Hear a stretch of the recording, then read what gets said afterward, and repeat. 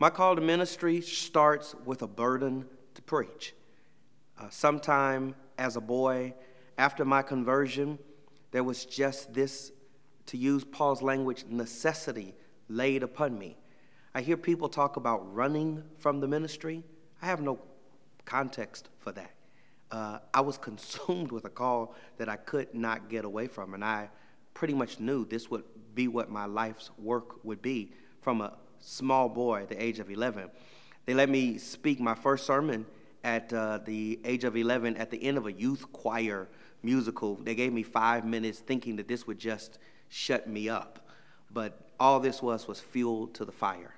And after that, I just kept trying to get whatever opportunity I get in children's Sunday school, wherever I could, to just preach. And the church began to affirm those things. And when they saw that I was serious, they began to nurture me and invest in me.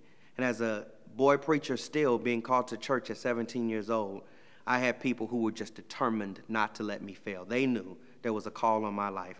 And they held me up and they prayed for me and they nurtured me through all of that maturation process. And they shaped me just as much as I shaped them for preaching.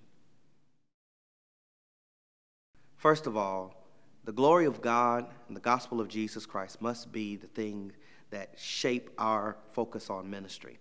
Not just the exercise of a gift or skill or the desire to fulfill some vocation, but there must be a burden for the gospel of Jesus Christ for the glory of God. And there must be a life that is worthy of the gospel. 1 Timothy 4, verse 16 says, guard your life and your doctrine, and to persevere in so doing, to ensure your salvation and the salvation of those who hear you. I remember when I first had my first crisis in terms of my sense of call. I was just discouraged as a young preacher, and I felt so discouraged. I wondered, was this worth it? Was this really what I wanted to do?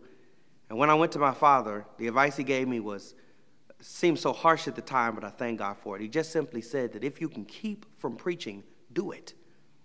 By that, he meant, I understood later, that if you can choose not to preach, it meant you chose to preach, which means you weren't called. And I think that's some of the best advice. If you can keep from preaching, do it. The call to ministry needs to be just that, a call from God to preach the word.